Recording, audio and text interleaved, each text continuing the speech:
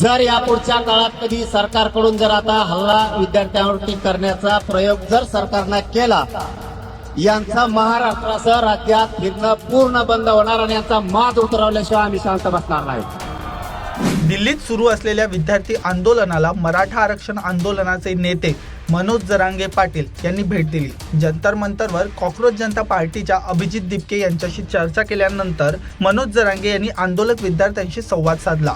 तुम्ही ही जागा सोडू नका, आम्ही तुमच्या सोबत आहोत। सरकारने पुन्हा लाठी हल्ला करण्याचा प्रयत्न केला तर माज उतरवल्याशिवाय शांत बसणार नाही, असं जरांगे म्हणाले। मनोज जरांगे यांनी बुधवारी 22 जुलैला केंद्रीय शिक्षण मंत्री धर्मेंद्र प्रधान यांच्या राजीनाम्यासाठी सुरू असलेल्या आंदोलनाला भेट दिली। जरांगे यांनी अभिजित दिपके सोबत चर्चा केली आणि त्यानंतर विद्यार्थ्यांनाही आम्ही तुमच्या सोबत आहोत असं सांगितलं। जहां जहां जरूरत पडेगी सर वहां खुद आगे आएंगे।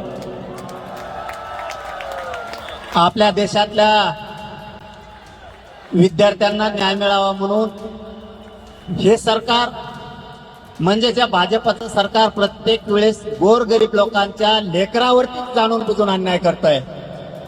जर यापुढच्या काळात कधी सरकारकडून जर आता हल्ला विद्यार्थ्यांवरती करण्याचा प्रयोग जर सरकारने केला, यांचा महाराष्ट्रासह राज्यात फिरणं पूर्ण बंद होणार आणि यांचा माज उतरवल्याशिवाय आम्ही शांत बसणार नाही। सर ने जो कहा है वो ये कि ये जो सरकार है, बीजेपी की जो सरकार है, वो बस गरीबों के बच्चों के ऊपर हमला करती है और इसके बाद अगर स्टूडेंट्स पर हाथ उठाया तो जितने भी बीजेपी के लीडर्स हैं उनको महाराष्ट्र में घूमने नहीं देंगे मनोज जरांगे सर, ऐसा सर ने कहा।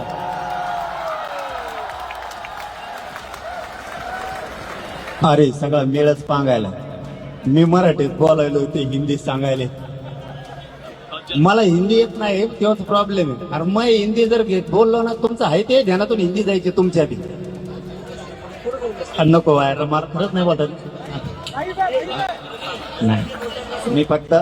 मी फक्त शेवटचा वाक्यात सांगतो, असंच आंतरवालीला सुद्धा गोरगरिबांच्या लेकरासाठी आंदोलन होतं। त्या ठिकाणी सुद्धा माय मावल्यांना, मुलींना, वृद्ध माणसांवरती सुद्धा प्राणघातक हल्ला केला होता।